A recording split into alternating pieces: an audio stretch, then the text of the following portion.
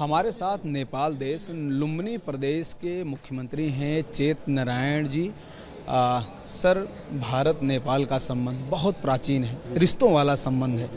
क्या कहेंगे, चूँकि आधुनिक समय चल रहा है, इस रिश्तों के बारे में, जो दोनों देशों की सीमाएं जो रिलेशन में हैं?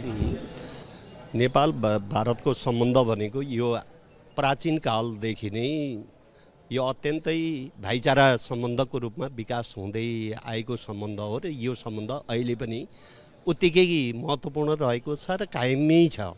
र हाम्रो सम्बन्धमा अहिले पनि एक खालले भन्ने हो भने अब हाम्रो बिहाबारीसम्म चल्ने, भारतका नेपालका चेलीहरू भारत गर्ने, भारतका चेलीहरू नेपाल ल्याउने वैवाहिक सम्बन्ध समेत चल्ने हाम्रो त्यो परम्परा छ।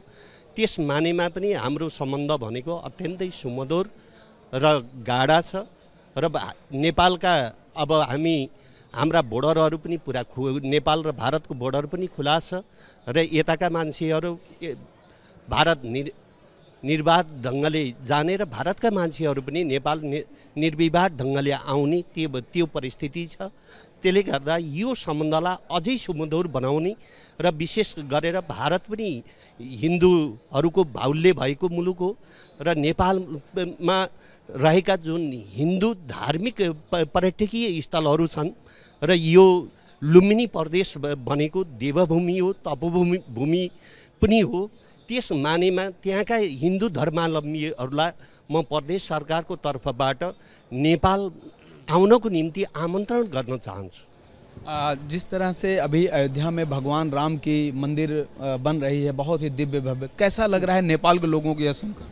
नेपालबाट पनि थुप्रै अब त्यो पर्यटकहरू त्यहाँ जानुभयो।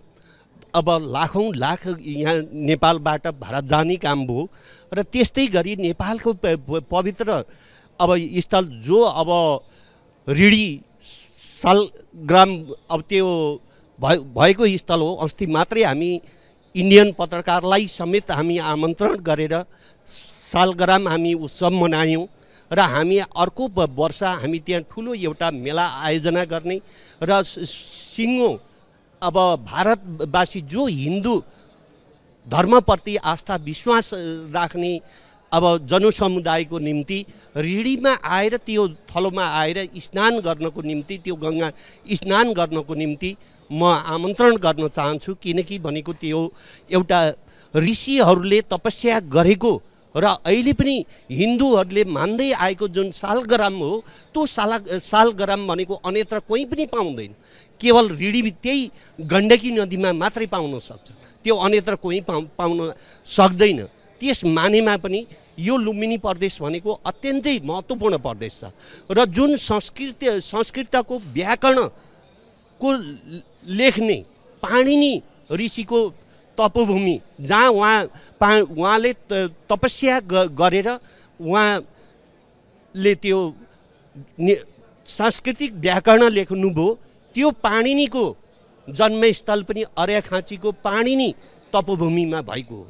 र त्यस्तै गरेर अहिले पनि हामीले जुन अहिले मान्दै आएका र हामीले गर्दै आएको स्वर्गद्वारी जस्तो पवित्र स्थल जो इन्डियाको र हाम्रो एक हिसाबले भन्ने हो भने त्यो साझा एउटा धार्मिक त्यो स्थलको रूपमा रहेको छ र झन्डै भारतबाट वर्षको झन्डै 5 लाखभन्दा बढी हिन्दू धर्मावलम्बीहरू त्यहाँ आएर उहाँहरूले त्यहाँ आउनुहुन्छ र पूजाआजा गर्नुहुन्छ र त्यो मनोरम दृश्य जुन त्यो स्वर्गद्वारीको मनोरम दृश्य छ त्यहाँ रमाएर फर्किने गर्नुहुन्छ।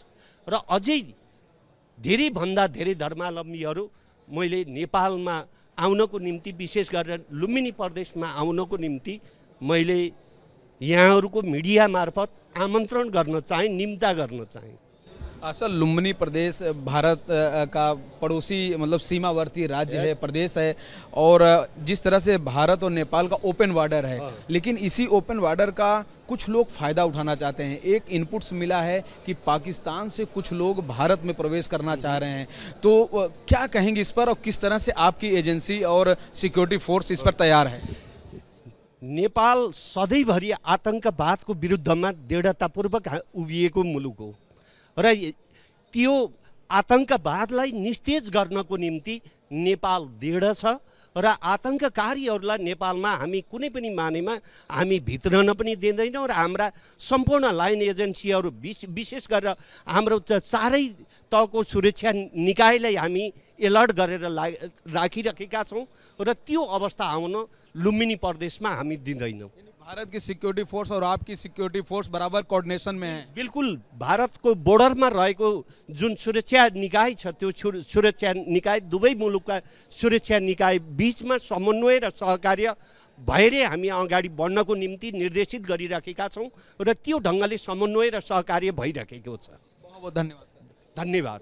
तो देखिए हमारे साथ लुम्बिनी प्रदेश के मुख्यमंत्री थे जिन्होंने कहा कि भारत नेपाल का संबंध प्राचीन है और पौराणिक है, लेकिन सुरक्षा की बात पर उन्होंने कहा कि नेपाल में आतंकवाद को कोई शरण नहीं देगा, आतंकवाद के खिलाफ नेपाल है और नेपाल की भूमि का कभी भी कोई इस्तेमाल नहीं कर सकता है। सिक्योरिटी फोर्स हमारी पूरी तरह से चुस्त दुरुस्त है। वीडियो जर्नलिस्ट दीपक त्रिपाठी के साथ राघवेंद्र पांडे, रिपब्लिक भारत, नेपाल।